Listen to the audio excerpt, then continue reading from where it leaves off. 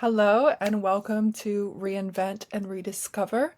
My name is Ava. I'm your host for this podcast, and this episode, I want to talk about practicing confidence in real life, cleansing your energy, stepping into the person you want to become, and how to really manifest and create that version of yourself that you've been after or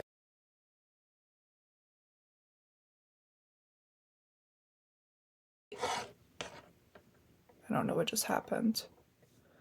I've been trying to be a little bit more concise and diligent about my podcast episodes and plan it out a little bit better. We are recording this one a little bit late, but if you are watching this from YouTube or you are watching the actual video on Spotify or Apple, please let me know your thoughts on the video version of the podcast. I'm trying to just expand my reachability as well as the quality of my content. So we're trying some new stuff with Reinvent and Rediscover, and thanks for sticking around. And if you're new here, welcome. This is the podcast for anyone in the in-between and transitioning into the person you want to become. That's the whole idea of Reinvent and Rediscover. Discovering who you are, your place in the world, your purpose, and your truth that's within you. So I wanted to talk specifically about the importance of stepping into the person you want to be. This is something I have been practicing as of late, and that is because I am transitioning. Well, the way I said that is maybe not what I meant. I'm transitioning careers and kind of like stepping into a higher version of myself, someone who is more successful, someone who is more driven, someone who is working harder in my day-to-day life. So I'm making some adjustments, and with that being said, it is so important that I step into the energy and practice the habits and kind of live my day-to-day life as if I am already that person. It's kind of like the phrase fake it till you make it, and it's true in real life. I started reading Atomic Habits the other day and haven't gotten very far into it, but one thing I took from the first little bit that I read was that the habits you are practicing now in your day-to-day life is the sum of who you will become, basically. So everything you're doing today adds up. And there's kind of a threshold when it comes to seeing progress. I can't remember if this was in the book or one of the TED Talks I watched this week, but it was talking about how you won't see change for a while. There's kind of a threshold. And a lot of it is kind of the invisible work that you're putting in and day out that you don't really see progress on. And then all of a sudden you do. And the reason why that is you have to build up enough of the consistency in order for something to make a breakthrough. And I can't remember the example they gave, but let me think about this for a second. I should have already crafted this out. There was definitely like a scientific approach to this, but just for example, um, I I follow Higher Up Wellness, Michael Smoke on TikTok, and he talks a lot about just posting your content. But something specifically he said was that every time you post on social media, but specifically TikTok, that it's kind of like purchasing a lottery ticket, okay? You may have purchased 50 lottery tickets in the past year, but then all of a sudden it only takes one to hit big, right? But all those times you kept buying and you kept thinking, like, maybe this time, maybe this time, maybe this time. It took all of those 50 tickets to get the actual result. Okay, You passed the threshold of consistency where you actually see the result. Okay? But that's not to say that all 50 of the purchases you made in the past were useless. Okay? You had to have purchased all of those. It was at will in order for the time to actually like hit the breakthrough and win the lottery. It's the same thing with like posting on TikTok. It is very egotistical in a way to think that your very first post you make on TikTok will blow up and you'll become an influencer. Okay, a lot of your famous influencers did not blow up overnight. The Leo Skeppy podcast, Aware and Aggravated. I've been keeping up with his podcast for about a year and a half now, I think. Since before I started this podcast, which was last March. And he was talking about how he had that podcast for a year where he was consistent. And he finally made one podcast episode. I think it was Lack of Discipline Makes You Ugly. And that's the one that took off. That's the one where people finally started to see his podcast. And I think that kind of converted into his social media presence a bit as well, if I'm not mistaken. But if he didn't keep doing it and keep staying consistent and keep doing those invisible behind the scenes work, then he would have never had the podcast episode that actually took off. And that's why I show up every Thursday and record this, because at the end of the day, it may stay in the 5 to 10 range of views. My first ever episode has like 65, but weekly, the views really are not that great. But I'm okay with that because I'm aware of the threshold of consistency, the threshold of your habits. I know at some point I have the kind of like delusional confidence that one day it will just hit the right audience or enough people, it'll reach enough people that it'll just keep spiraling. So that's to say that if you are currently not seeing results, it's because you're on the verge of your breakthrough. If you are putting in the work and you're showing up day in, day out, or weekly for something like a podcast, but if you are putting in the work daily towards anything, eventually there will be a breakthrough. And a lot of people will see that breakthrough on the outside and think that maybe you blew up overnight, or that all of a sudden you can see the results of going to the gym. Like the first day that you see like a striation on your bicep, that happened to me last year. I remember the first day I saw a striation on my bicep and I was like, yep. But that's because I was putting in the work in the gym every single day for 6 or so, 7, 8 months leading up to that. But that was when people probably were like, oh, wow, that just happened overnight. But it's because I finally reached that threshold where there was a breakthrough. You know what I mean? It's like the first time somebody notices your muscle definition. That obviously did not happen overnight, but all of that work behind the scenes, people don't really see until it's noticeable. You know what I mean? That's like when you get your dream job, but you didn't just get your dream job. You had been working towards that for months or years even. Or maybe even years. Hold on. But it may appear on the outside that all of a sudden you got your dream job, okay? No, you likely were building a very solid resume.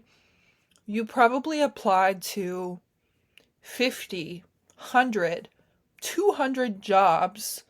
You probably worked some jobs you didn't necessarily want. You probably sent countless emails. You probably stressed yourself out for a long time before you finally landed this job. And people will think like, "Oh, you just good for you. You just got your dream job." Meh. People will be haters all of a sudden. Come out of the woodworks and be a hater. "Oh, how'd you do that?" But they don't actually want to know how much work you put into that. Okay? All right. So, that's just to say that if you're currently feeling like you don't see results or you're not getting what you want, keep showing up. Your breakthrough's coming through. It's coming. It's working on it. But it takes all that work to reach your threshold of success. Okay? There's some science behind it somewhere. I don't know. But I know this for a fact. Okay? Next thing. I have started doing this thing where I make like full outlines of like my dream version of myself. I did this last year and I kind of ticked all of the boxes. All the goals I had for myself, I achieved. So here's how I did that and why I recommend clear plans. And I think Mel Robbins talks about this as well. She has like a workbook about I forget what it's called, but it's like just achieving your goals, the stuff I'm talking about right now. Um, but for me, what I did was I created a page with a vision board. And then I wrote down like 10 short term goals, a few long term goals, um, habits that I would have to start integrating into my life right now to achieve those. And then I broke down each goal because your goal may be get my dream job. Okay, we'll go along that again. That may be your like overarching goal, but obviously it's not that simple to just get your dream job. How are you going to do that? What are some habits that you need to do and put into your life now that will allow you to have your dream job? Who do you need to speak to? Why do you even want that? Like, you have to know and define your why. I want this job because it will provide me stability. It will provide me a better sense of fulfillment, a better sense of purpose. It will be a better building block to my longer term goals. Whatever the case may be clearer and more intentional with your goals by breaking down the how, the why, the what specifically. And that's what I did. I kind of broke everything apart, detailed lists. What can I do day to day? Break it up into chunks, okay? It's not just a point A to point B. There's stops along the way. There's the day in and day out things that you have to do every day. And that's what I'm talking about as well when I say stepping into the version of yourself that you want to become. Put yourself in environments that allow you to feel like you already have that. Okay? I talk about the importance of your environment a lot. You have to have a change of environment if you are looking to grow into someone different, because your current environment is sustaining your current self. So if there is someone better or different that you are trying to turn yourself into, something you're working towards, something a little bit more aggressive or seemingly impossible, then you need to elevate your environment in whatever ways that you can. And sometimes it's not possible to move somewhere, okay? Like, but maybe you can move closer. Like, for me, I always had goals that kind of will be born in New York City, okay? I moved to New Jersey. I lived in a small town. My goal then was to move closer to the city. So now I moved closer to the city. I'm slowly inching my way up there. But I also put myself in New York City as often as I can because one, the environment is very like stimulating and inspiring to me. Two, there are so many people in that city that have what I want to have. So I'm going to study the way that they act. Three, I'm putting myself into routines and finding places that I want to be a regular at or communities that I want to be involved in by just spending time there. I don't have to spend a lot of money to do whatever, but putting myself in that environment as much as I can. Also, your mental environment. Perhaps you need to declutter mentally. There's so much stuff that you can waste your energy on that you don't even realize. Declutter that. Your environment can be your friendships. If you're constantly partying with a group of people, it's setting you back. Okay? Like, of course, it's fun to go out and it's fun to drink, it's fun to party, whatever, but it's setting you back if you are constantly choosing that over taking care of yourself and having your future self in mind. Okay? That's a setback. If you're constantly around people with negative energy or that are not working on similar things as you, maybe you need to distance yourself. And that's not to say cut off all of your friends. I'm just saying that your friends and your relationships have a direct impact on your future. That's why I'm so careful about my dating life. If I date a low life loser, I don't know a better way to say it because that's just how I feel. If I date a low life loser, I'm going to slowly turn into a low life loser. Okay? Like that energy is so impactful. Other people's energy around you is so impactful. And yes, you can protect your peace, you can put your walls up, you can be, very to yourself and closed off, reserved, whatever. But energy kind of just seeps in and it starts slow in little ways that maybe you don't see at first. But like I said, over time, that will build up. And then you'll look at yourself in the mirror and be like, who am I? What happened? What happened to this disciplined, driven version of myself? Well, you spent too much time with someone who was not supporting that version of yourself.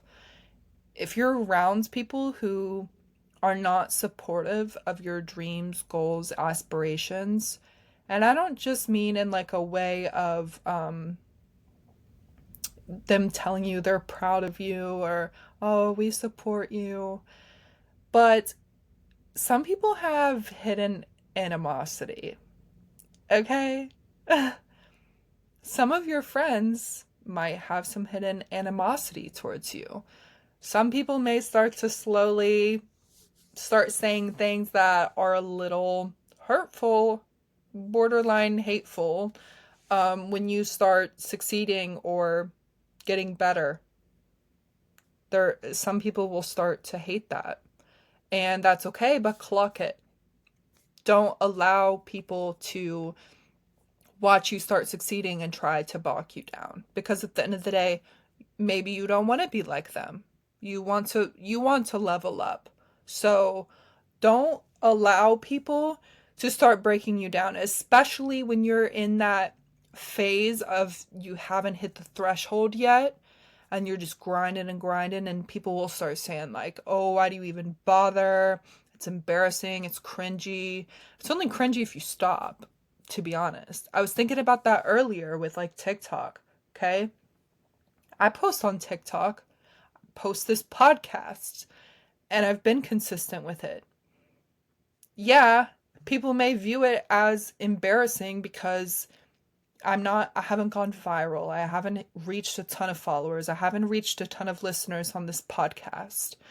But it would be more embarrassing if somebody's comment, making fun of me got to me and I just stopped. Because then you go back and you see and you're like, whoa, she just completely stopped that. Haha, yeah, she was never going to be successful anyways. Do it out of spite. Keep showing up. Okay? I feel like it's really only embarrassing if you just drop it. Unless like your dreams or whatever changed, but it's easy to start feeling defeated. And especially when you have birdies in your ear making you feel worse about things. Like you should want to be around people who are only making you feel better about yourself, about life, about your future, whatever the case may be. And I always stress the importance of being careful who you date as well, because that has so big of an impact. And that's why couples, like a lot of couples, have the same habits and routines. And usually the person who has like kind of a lazier lifestyle, or, has less going for them, is more likely to influence the person who is more driven and working towards things, because it's easier to fall down than it is to pick yourself up. So it's easier to fall to other people's level than it is to keep leveling yourself up. So if you're already like working and grinding hard towards something, stay on that path. Don't let someone knock you down or influence you. It's very easy to be influenced. It's very easy to be peer pressured. So, in my opinion, it's better off to be alone and working hard, seeing people occasionally, but being really picky. It's just much easier to be alone for most of your time and know that you're on the path to success than constantly be feeling like other people's opinions are just being thrown at you all the time, unless they are really positive and supportive. But if you don't have super positive and supportive people in your direct life, then spend more time alone and distance yourself from people who aren't helping you towards your goals. And it, like I said, it doesn't even have to be a big thing of, oh, we can't hang out anymore, yada yada. Maybe if it's like a significant other or someone you're trying to date or get to know, like you should just cut that off because that's going nowhere. But as far as friends you've had forever, friends you're making or whatever, like it's okay to just say, I'm busy. If they ask you why you're busy, like I have a calendar of things I have set up for myself. I enrolled in these courses to learn more. I'm reading these books. I'm going to the gym at this time. I have to go for a run at this time. I have to go to bed at 9 p.m. because I have to wake up at 5 to go for my run or to go to the gym. Whatever it may be, like the you time and the stuff you're building and working on has authority over plans that don't serve you. When I was training for my marathon, anytime I would get asked on a date for, oh, you want to grab dinner and drinks? No, I can't drink and I can't stay out late because I have to be up in the morning for my run. They'd be like, are you serious? Or if I hadn't ran yet that day and I got asked on a date, I would say no, hadn't ran yet. Because those goals were important to me and the right person would understand that and not think I'm just blowing them off. And I successfully ran my marathon. I think that's because I put my head down and said no to things that were going to be setting me back to that goal of mine. And that's true for all things of your life. It's just that that goal of mine was very tangible and my progress was very tangible and obvious. Some things are kind of invisible. So that's why you have to be so careful about your energy. It's because some things you won't notice right away until you hit your thresholds. Okay? So recently, when I created this outline, talking about my goals and really breaking those down at my habits and my vision board, I also made a section for possible mentors. And maybe not like I'll actually be speaking to them and have the privilege to learn from them. But I wrote down people that I look up to in my niche or my multiple, passions, I guess. And I took the time to study how they got to where they are. One role model of mine has always been Brene Brown. I really admire her and her TED Talks and how that turned into a whole life change for her, essentially. I've always had the goal of having a TED Talk one day. So I'm thinking about, like, how did she get to that point? Beyond just her education and having a PhD, how did she get to that point? How did Higher Up Wellness, how did his podcast, like, how did he become successful as a podcaster and on social media? And now he's going to be doing, like, public speaking events. That's stuff that I really want to do one day. But he's also really disciplined in the gym. And he has a lot of things that I look up to. So studying those habits of those people, how they got to where they are, and kind of the path they took to get a clearer understanding. And also, when I feel like I'm never going to make it, sort of thing, having someone that I'm like, well, they did. And if somebody else can achieve the dream that you want, I know it's possible.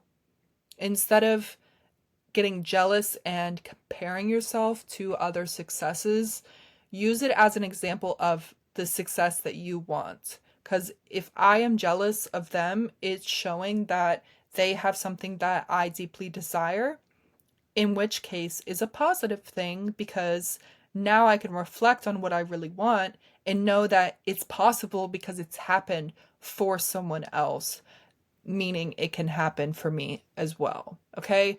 Most of the people you look up to were just regular people. They were just like you and I at some point in time. But it took, stacking your habits and stacking your days for them to get in the position they are. But everyone was just somebody, at some point. So you can be somebody at some point as well. Use that for your inspiration and study people and be more intentional about the content that you are consuming, the podcasts you are listening to, the books you are reading, the music you are listening to, the scrolling you are doing, the influencers you are watching, the TV shows you are watching. Most nights, instead of watching like crap TV, I'm watching YouTube videos of people more successful than me. I'm trying to learn stuff from other people as much as possible. I'm trying to just soak in as much knowledge as possible and not just like have it on the top of my head, but start taking the stuff I'm learning from the stuff I'm watching from other people and figuring out how to apply that to my life. So I highly recommend that. Have people in the things in your field, in the things that you want to accomplish one day, that you kind of treat as a mentor. And maybe you do, maybe there is someone that you can actually reach out to and talk to, kind of ask them some questions or just have them in your life. Maybe there is someone in your personal life that you already know, that you can have kind of more of a mentor relationship with. But like I said, it can just be someone that you really map out their growth plan and how they built the life that you kind of see. All the invisible stuff that I was talking about before, kind of figuring out what they did behind the scenes that caused them to have a breakthrough in their success. Because if it happened to them, it can surely, surely, surely happen to you. So that being said, I was listening to Higher Up Wellness's Michael Smokes podcast, and he recently did one with Haley Cordova, who I also love, and she said something that was really interesting to me, and Michael said it was interesting to him too, because he had never heard that before. And it's something I'd never really like articulated before. And it's that delusion works both ways. You can be delusionally confident, and you can also be like delusionally self-conscious. Um, so yeah, most of the time it's good to be delusionally confident. Okay, like just be so aware that you are destined for greatness. There's nothing going to stop you. Hit the ground running all the time and think it, feel it, become it before you have it. Like become that person before you tangibly have it to show for. But on the flip side of that, I know a lot of people who are like delusionally degrading towards themselves in a way. Like it's delusional to think that everyone hates you. It's delusional to think that everyone is judging you. It's delusional to be in the gym and think that everyone's looking at you. Nobody cares. um, the same way it's delusional to think everyone's looking at you. And while that can boost your confidence and that can be a really good thing, there is a fine line that I won't really go into. But I'm just saying you can flip delusion to be a very negative thing for you. And I was kind of just like thinking about that, how delusion is kind of a double-edged sword. You can use it to your advantage or a heavy disadvantage. So at least my advice to you is use delusion for good. Okay? Be delusionally confident and happy and hopeful for your future. Don't be so negative and pessimistic because that's delusional too. Clock that. Clock when your mind is spiraling in a bad way. Okay? Along the side of delusional confidence and kind of walking in this path of confidence and knowing who you are before you actually like have that tangible evidence, I was thinking about confidence and how it portrays in our real life. And I've talked a lot about consistency equaling confidence, and I've talked about that before, showing up for yourself day in, day out. And a lot of my confidence comes from my discipline. Um, but I was also thinking about how confident people make quick decisions. And this goes back on my point about wasting your energy on stuff. We can waste so much energy on stuff every day that's not useful or productive energy. Um, So I'm like focusing on how much energy I waste on just crap every day. And something I was thinking about, like when you go to the grocery store and you're standing in the chip aisle and you can't decide what you want. Like when you first walked into the chip aisle, you were thinking pretzels. So now why are you standing there questioning, questioning, questioning, questioning? Oh, I can't decide, yada, yada. I don't really know. But then I was thinking on this on a larger scale because I was watching a YouTube video. I think it was Natalie Dawson. She said something about, actually, I may be wrong. Maybe it wasn't her, but she says a lot of good stuff. Um, CEOs and like important people in the business world, they have to make quick decisions because you can always go back and try something new and keep trying something new. But if you wait too long and you stress yourself out over it and you're thinking too much and you're second guessing and you're going over and over and you're milling over the same topic, you've wasted so much time when you could have already done 5 rounds of trial and error and kind of perfected your decision.